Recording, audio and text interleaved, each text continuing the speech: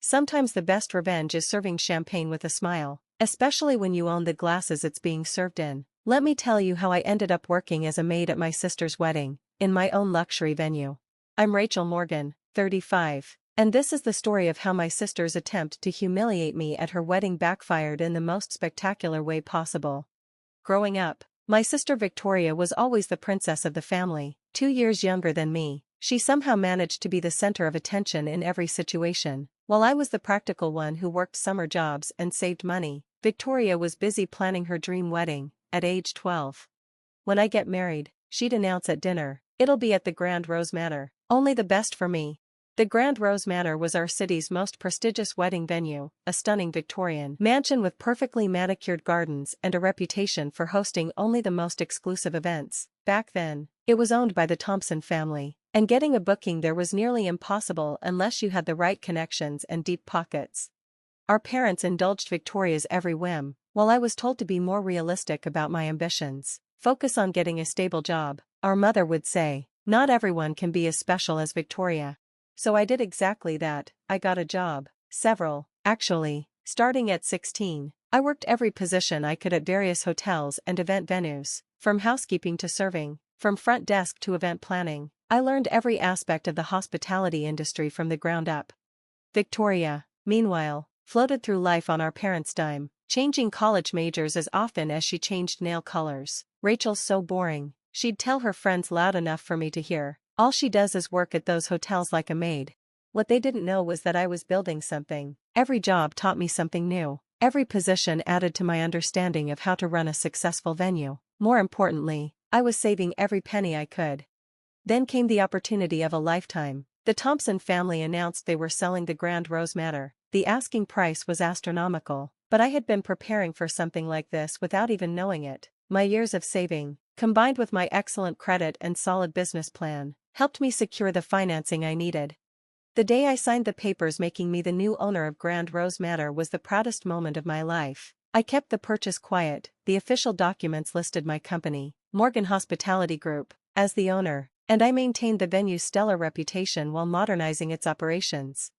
Victoria, of course, knew nothing about this. She was too busy with her new fiancé, James, a junior partner at a law firm who seemed as impressed with himself as she was. Then came the day she announced her engagement at a family dinner. "James and I are getting married," she squealed, flashing her diamond ring. "And guess what? We got a booking at the Grand Rose Manor." Our parents gasped in delight. I took a sip of wine to hide my smile. "How did you manage that?" our mother asked. "It's nearly impossible to get a date there." "James has connections," Victoria preened, "and we're paying extra to have the whole place to ourselves for the entire weekend." I nodded politely, knowing exactly how much that would cost. Victoria then turned to me, her smile turning sharp. "Of course, Rachel, you'll be invited." She paused for effect. "If you agree to help out with the staff, it seems fitting, given your experience." Our parents shifted uncomfortably but said nothing. They never did when Victoria was being cruel. "You can only attend if you help the staff," she sneered. "It's perfect, really. You already know how to serve drinks and clean up after real guests." I could have revealed everything right then, but sometimes, the longer path is more satisfying. "Of course," I said mildly, "I'd be happy to help." Victoria looked almost disappointed by my easy acquiescence. She'd clearly been hoping for tears or protests. The months leading up to the wedding were a master class in bridezilla behavior. Victoria made countless demands for changes to the venue, each one more extravagant than the last. She never dealt directly with management, sending everything through her wedding planner, who in turn worked with the venue's manager, who reported directly to me. Mrs. Morgan, my manager, Michael, would call, barely containing his amusement. "Your sister is now demanding we repaint the grand ballroom in ballet slipper pink to match her bridesmaids' dresses. Tell her it's a historical building and we can't alter the original features," I'd reply, enjoying the irony. The day of the wedding arrived, and I showed up early, dressed in the staff uniform as requested. Victoria was already in full meltdown mode. "The flowers are the wrong shade of pink," she screamed at her wedding planner, "and the champagne isn't the expensive brand I demanded." I knew for a fact that both the flowers and champagne were exactly what she'd ordered. I'd checked the invoices myself. "The staff here is incompetent," she raged, then spotted me. "Oh good, at least you're where you belong, with the help." I spent the next few hours serving drinks, clearing plates, and watching my sister's perfect day unfold. The ceremony went smoothly, though Victoria nearly had a fit when one of her bridesmaid's shoes squeaked on the marble floor. During the reception, I moved efficiently through the crowd with trays of champagne, accepting tips from guests who had no idea I owned the building they were standing in. Victoria made a point of being especially demanding whenever I was nearby. "Rachel, more champagne for my table," she'd call out imperiously. "Try not to spill it this time, though I know serving properly is probably beyond your capabilities." As midnight approached, Victoria was holding court at the main table, loudly telling her friends how sad it was that her sister never amounted to anything more than a server. That's when Michael, right on cue, approached the microphone we used for announcements. "Excuse me, everyone," he said clearly. "Madam Owner, shall we begin closing procedures for the evening?" The room fell silent. Victoria looked around, probably wondering which of her wealthy guests was the owner. Michael walked directly to me. "Mrs. Morgan, your call on closing time."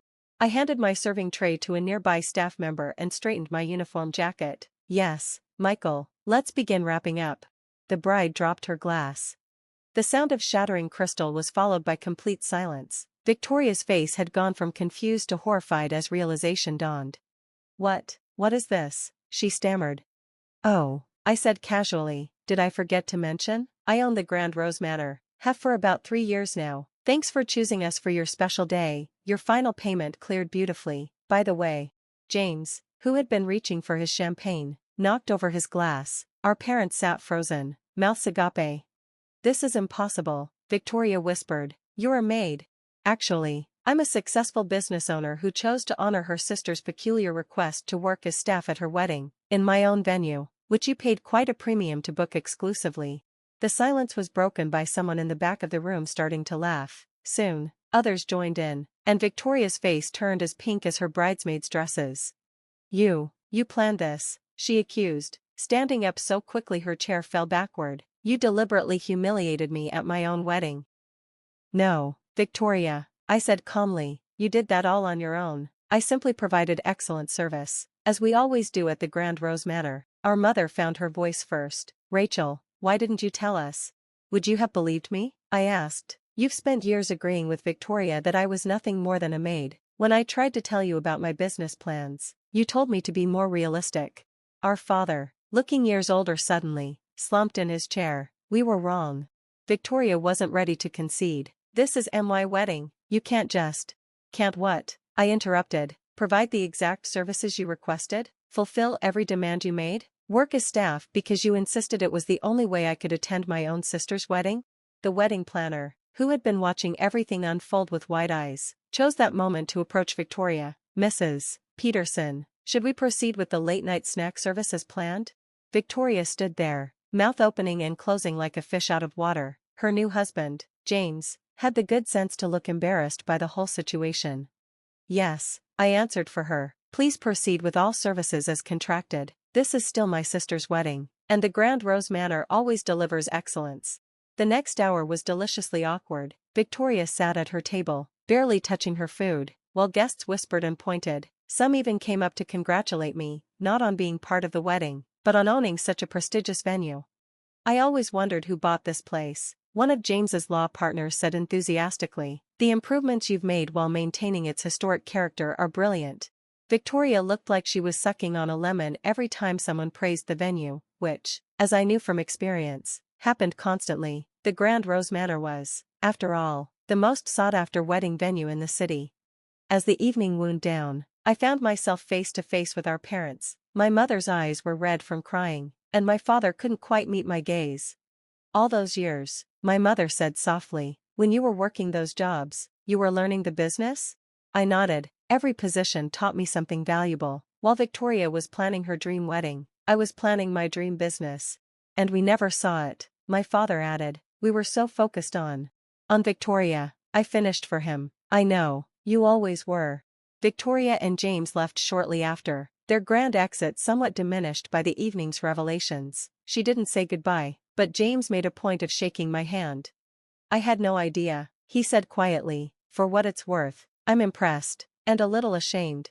"Don't be," I replied. "Just maybe remind my sister that kindness costs nothing." but cruelty can be very expensive. He nodded, understanding the subtle reference to the premium rates they'd paid for their wedding package.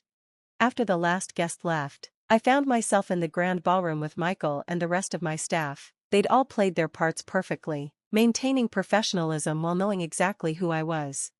"Mrs. Morgan," Michael said with a grin, "that was the most entertaining wedding we've hosted yet." I looked around at the venue I'd worked so hard to own, at the staff who had helped me maintain my cover, and at the excellence we delivered even to those who'd tried to diminish us. "Well," I said, "we do pride ourselves on providing memorable experiences." The aftermath of the wedding was interesting, to say the least. Victoria didn't speak to me for months, which was actually quite peaceful. Our parents, on the other hand, suddenly wanted to know everything about my business. "But how did you manage to buy it?" my mother asked over coffee one day. I explained about the years of saving, the business plan, the loans, and the investors who believed in my vision. Her eyes widened with each detail. "All that time," she whispered, "we thought you were just a maid?" I finished. "Maybe that's the problem. You and Dad never asked what I was really doing, you just assumed." The Grand Rose Manor's reputation only grew after Victoria's wedding. Somehow, the story of the owner working as staff at her own sister's wedding got out, and our bookings increased. People loved the idea of an owner who understood every aspect of the business, who had worked her way up from the ground floor. Victoria eventually broke her silence, though not in the way anyone expected. She showed up at my office 6 months after the wedding, looking uncomfortable. "I need a job," she said without preamble. I raised an eyebrow. "Excuse me? James and we're having some financial difficulties, and I thought, since you own this place."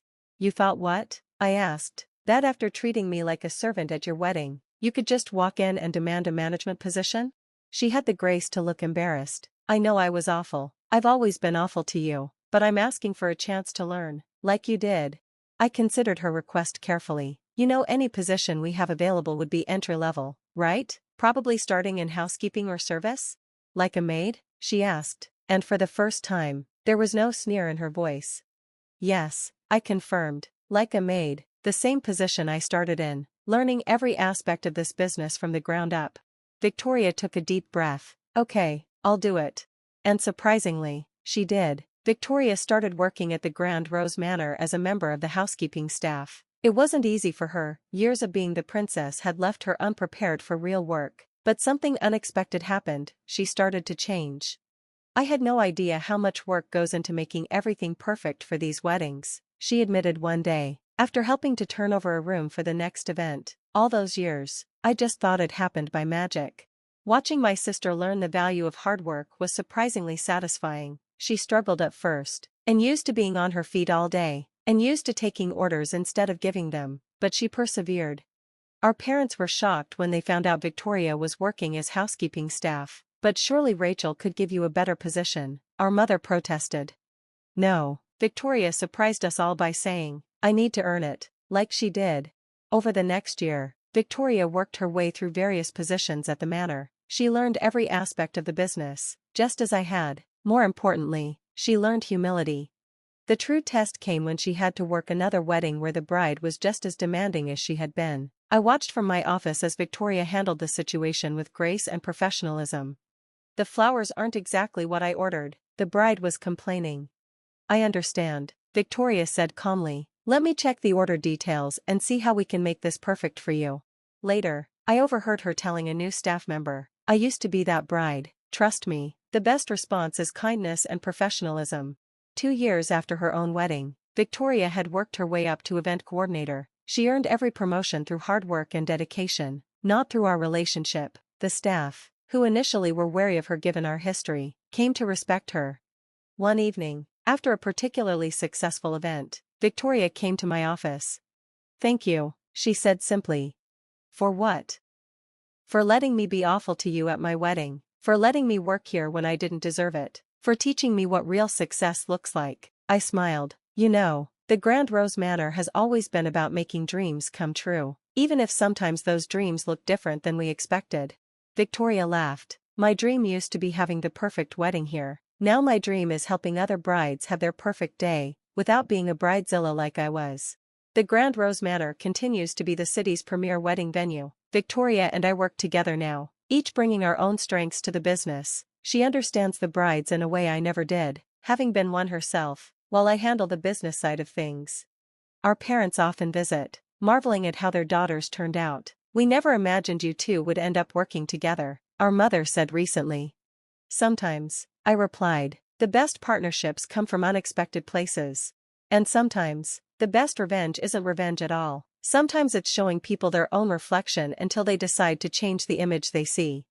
As for me, I still occasionally put on a uniform and help serve at events, not because anyone makes me, but because I never want to forget where I started and how far I've come.